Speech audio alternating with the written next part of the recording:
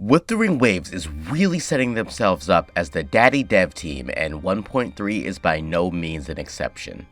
They added a myriad of quality of life changes, an impeccable story, and to top it off, Shorekeeper is an existence that I must keep by my side for eternity.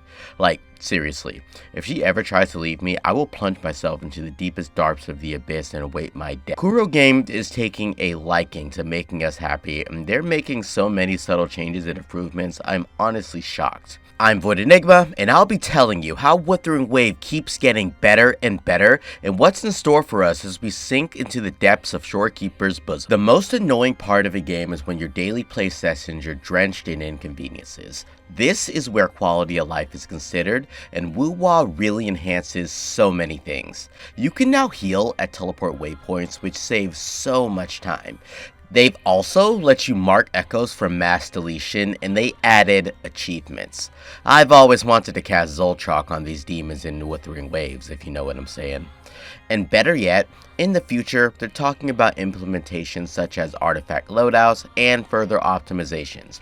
Unlike other big gacha companies that promised these things years ago and never deliver, I expect Kurogame to deliver within the next 2 updates on this promise, because they do not miss when it comes to listening to players.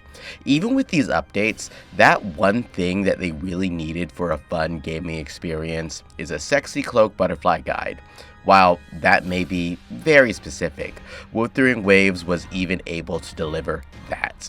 Talk about convenient. Shorekeeper is quite the amazing character, and her design, that's just the beginning. Her gameplay is smooth and fluid, and she can quickly gather flowers if you use her butterfly to pollinate them. Great stuff. In my honest opinion, she may not be my favorite character released so far, but she is by far the most majestic one. She is somewhere along the lines of a spectral goddess, and her influence in the story is also amazing.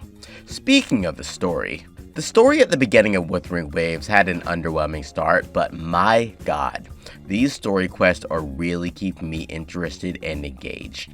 They really stepped up the story quality for this update, and I won't go into spoilers considering I haven't even completed it myself yet, but the pacing, the lore, the gameplay, it all feels great and refreshing. Kuro Games takes the approach of making the gameplay for the story quest engaging, and I am all for it. Instead of the normal go from point A to point B and then talk to point C and then insert point D into point A, you actually go from place to place and do impactful things that affect the landscape. The English dub has also improved immensely. This is at the beginning of the quest, and let's just listen to Yang Yang. Huh? You, brought it up before. My god, she really had a glow up. She actually sounds amazing here compared to her earlier voice in the beginning of the game. It took me some time to break that barrier. Sorry, Rover. If only I could have reached you sooner. It is truly a great time to pay attention to the story if you've been skipping thus far, because the continuation of the main story quest is amazing. You get so much lore, and I am really liking this enigmatic area, and the void of the Black Shores surely resonates with me. And you can also go ahead and resonate with this channel by liking this video and subscribing to the channel. I really appreciate it. So the one thing about Wuthering Waves is that their music has always been a hit or a miss. Unlike Genshin, they're not really known for their music.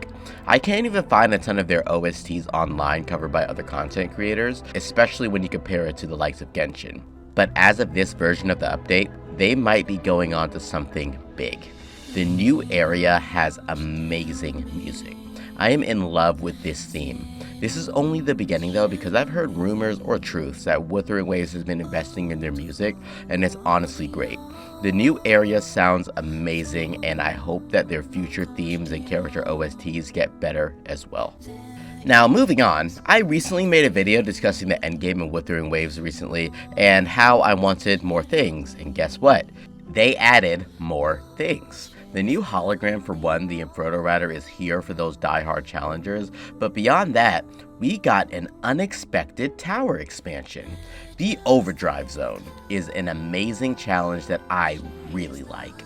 While the time limit is quite forgiving if you have a decent team to take on the challenge, this is more so a mix between the challenges of the regular tower and the holograms. These fights are engaging and honestly is the best fun that I've had fighting a boss. You really have to optimize your rotations and you can immediately go in and test your teams against some of the great endgame monsters in this game, which I really enjoy.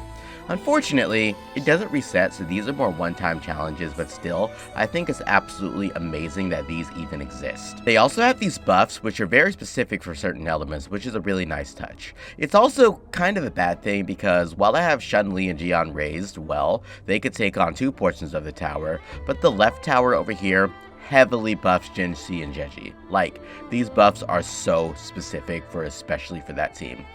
I hope that these rotate in time or reset, but as of now, they say that these rewards are one time only. Either way, permanent endgame challenges that you can go back to is awesome. Now, with all the good that this update has brought, there are still some bad things, like the fact that you have to re-download the entire game to play it. This is because of Unreal Engine 4, and without that engine, Wuthering Waves would have been a much worse game in my opinion, so you are trading a better game for a worse update experience.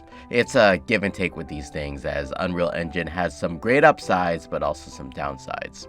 There are many aspects that I'd like to change, but still, that download every time can be brutal. Plus, you're going to need to re-download the shaders, which for me wasn't really an issue because my PC is pretty powerful, but for other people, that may be a major boon. So while this is a necessary evil for now, I just wish that Kuro Games would actually implement a way to pre-download the game at least 2 days in advance and not when the servers go down. There's nothing worse than knowing that the update is live and you have to sit and wait for hours to download 35 gigabytes of a game. Like, you could be busy that specific day and you just don't have the time to download it, and now you have to spend your entire morning or night downloading this huge game. In addition, another little tidbit that I have, I hate this notification symbol. Why does it exist if I have the materials to raise the character? Like, come on, I don't want to raise Yanu yet. Yet, they're going to keep it there and not let me get rid of it for eternity. Please, Kuro, fix this. Also, even though the teleport waypoints heal you, they still don't heal your entire team if they're off field. It's more of an annoyance, but I'm sure that they'll fix it if we give them enough feedback for it. And they also need to fix the collision range of Shorekeeper's butterfly mode, or just make her fly over certain objects, or better yet, make her jump while in the butterfly mode. We are still waiting for more quality of life updates, but this update gives so many that I am merely nitpicking at this point. Keep it up, Kuro Games, because this game is amazing and I look forward to every update. Go ahead and comment down below how you feel about the version 1.3 update. The hype may die down in a few days, but either way, the impact for the first few days has been a great experience. If you made it this far, then you may as well just like and subscribe, right? You must have found it enjoyable, especially if you're at this portion of the video. As always, this has been Void Enigma, and until next time, Enigma